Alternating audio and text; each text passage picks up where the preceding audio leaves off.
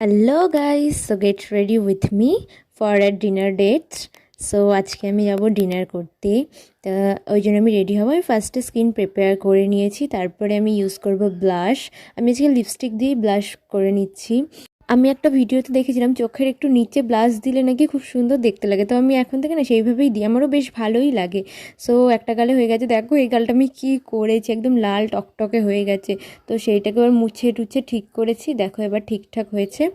তারপরে এবার আমি পরবো লিপস্টিক। ফার্স্টে দেবো লিপ লাইনার দিয়ে, ফার্স্টে আমি ড্র করে নিচ্ছি লিপসটা। তো তারপরে আমি লিপস্টিক পরবো। তো অনেক খুঁজে টুজে ভাবলাম যে একটা রেড কালারের লিপস্টিক পরি। ফার্স্টে এই যে লিপটা ময়েশ্চারাইজার করে নিলাম। তারপরে আমি ইউজ করবো একটা রেড কালারের লিপস্টিক। দেখো লিপস্টিকের কালারটা কি সুন্দর এসছে। আর মানে আমি নর্মাল মেকআপ করলে মানে দেখতে বেশি ভালো লাগে, বেশি মানে এই মেকআপের থেকে। তো তারপরে আমি ইউজ করছি হাইলাইটার। হাইলাইটার না দিলে তো আমার মুখটা চকচক করবেই না, তারপরে আমার কেউ তাকাবেও না আমার দিকে।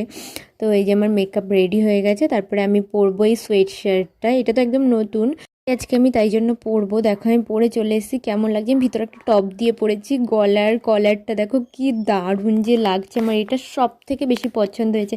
এরপর থেকে আমি সোয়েট শার্টটা পরলে এইভাবেই পরবো, এইটা দিয়েই পরবো। তারপরে আমি এই ব্লু কালারের প্যান্টটা চয়েস করেছি, এটা আমার টপের সাথে ম্যাচিং হয়ে যাচ্ছে, কিন্তু বেশ ভালোই লাগছে।